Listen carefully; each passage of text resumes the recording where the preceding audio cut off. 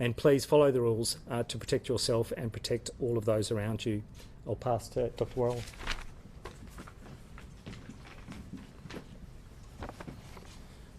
Thanks very much. Good morning, everyone. The intensive care unit is really the last line of defence for a human being's life. We only manage the sickest of the sick. And I learned very early on in my career that actually, as an intensive care specialist, no one ever really wants to meet me or my team. You do not want to be in a position where you need our care. Because by the time a person who's critically ill needs care by my nurses, my physios, my colleagues, really your life is on the line. And we are a well-resourced team in terms of our equipment. We have great outcomes and prodigious skills, and in terms of critical illness, the outcomes that we achieve here in Australia are unparalleled around the world. But intensive care is a finite resource. And even with exquisite planning and deploying our resources, we are challenged by this pandemic. We've got a lot of patients to care for in our routine business as usual activity. We've got patients who may have complications, life-threatening complications of pregnancy. We've got patients who have to have major cancer operations to allow their survival. We have patients with heart attacks, brain hemorrhages, trauma, overwhelming pneumonia, strokes, all sorts of catastrophic illnesses that threaten their lives. And that's the world that I work in. That's the world that me and my team live in. COVID has thrown us some additional challenges, and by and large, the system has responded really very well to those. But the most important thing that the community can do to allow us to do our job is to follow the directives and get vaccinated. Because whilst our system is very agile and very capable, it is also, it's possible to overwhelm us. Even with the best equipment and the best training in the world, we only have a finite number of ICU nurses, for example. These are highly trained clinicians. It takes years of dedicated training and effort to get to the elite level where you can manage all of the complex requirements of a critically ill patient. And I think there's going to be a lot that's said in due course and written about these interesting times.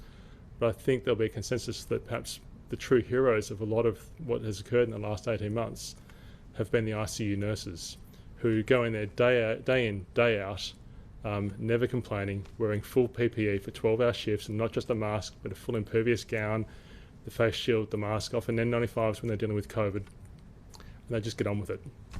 And in a sense, that's what all of us that do intensive care signed up for. That's part of the deal. We knew that when we started our training.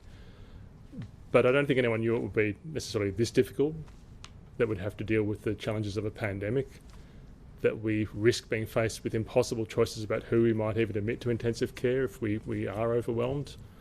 And certainly our families did not sign up for this. Our families have been dragged along for the ride, whether they wished for that to occur or not. One of the things that I think is challenging about intensive care is that because we manage only the sickest of the sick, thankfully for most people out there, it's not particularly relatable. So I thought it might be helpful to share some of the stories, and some of these are challenging, about what happens when someone becomes critically in the ICU, particularly with COVID. And I draw on some of the experiences of last year of patients that we looked after. And I think it's well understood that the people who are most vulnerable perhaps to critical illness with COVID perhaps tend to be the older patients and those with other medical problems. But I think it's important to emphasise that that is in no way the only patients that we've been looking after. In fact, thankfully, many of our older members of society are now immunised, and they're not getting critically ill, which is wonderful. But as we've heard, we're seeing a younger cohort of patients come through. Some of them are very unwell. The sickest patient that I was involved with the care of last year was in their early 40s and previously really fit and well. And they were extremely sick. In terms of the involvement of the lungs from COVID, which is the primary challenge that we have from a critical care perspective, is it's hard to convey, I suppose, but it's like drowning on dry land. You just cannot get enough oxygen. You cannot get enough air. No matter how much you try, the relentless effort to breathe is overwhelming, until the point where the patient simply can't safely maintain that anymore, and we have to put a breathing tube down into their throat.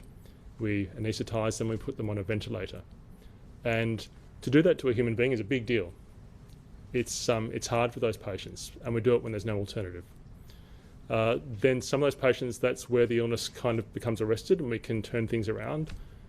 For some patients, though, their deterioration continues, and in a sense, other body organ systems get dragged down with the critical illness, and we see patients with failing kidneys, failing hearts. The immune system itself can take a hit or become too overactive. These are incredibly complicated challenges to manage, and these patients aren't turned around in a hurry. For our stock standard ICU patients, it's very common for them to stay maybe a couple of days. We can turn things around and get them out pretty quickly. With COVID, almost invariably, these patients have a long stay. So the number of intensive care bed days that they occupy is considerably more than our business as usual case mix. So it's not just the absolute numbers of people that become critically ill and need our care, otherwise they might die, but the length of time they need to spend with us whilst they recover to the point where they're safe enough to be discharged to the ward has a huge impact on our ability to care for all of the other patients. Another important concept is that of displacement. We will always provide critical care support to Victorians that need it. We've got your back, but it means we have to make certain choices. If we are overwhelmed with demand by COVID patients, that necessarily impacts on our ability to care for other patients. That includes patients who might need major elective heart surgery, for example, or major semi-elective cancer surgery. So someone is going to feel the impact of that ICU bed being a precious resource. And our system is finely tuned to, generally speaking, have a really good match between society's demand and our ability to deliver. But that neatly balanced paradigm can be overwhelmed in the setting of a massive pandemic. And so just as the community did a great job of last year, from the intensive care community, we're really asking people to do whatever it takes to get your vaccine. I think, as we've heard today, the right vaccine is the one that you can get. Make the decision with support of your GP if necessary, and get yourself immunised, because that's the way that you can ensure that we have the least impact on intensive care. As we've already heard, essentially critical illness is almost unknown amongst the fully vaccinated. If you are fully vaccinated, you may still be unlucky enough to get COVID, but you are not going to become critically ill. You're not going to die, and you're not going to need intensive care support, and that means we've got availability for the unvaccinated population. So severe COVID disease, such as requires intensive care admission, is pretty much a disease of the unvaccinated. That's clearly what's coming out through information that we now see from overseas, and that's increasing our lived experience in Victoria, and as we've seen with our colleagues in New South Wales. An important thing to touch on, and I'm often asked this, is how is the team? And the intensive care community is a tight-knit team. The doctors, the nurses, our physios, our support staff, our techs, our lab assistants work very closely together and provide a lot of mutual support to one another. But the team is tired. This has been relentless. Like all of you, we've not had the opportunity to spend time with our loved ones the way we ordinarily would, to not have holidays, to not have time away. So people are tired. They're incredibly resilient, and their dedication is humbling. But there's a finite amount of time that people can keep this up.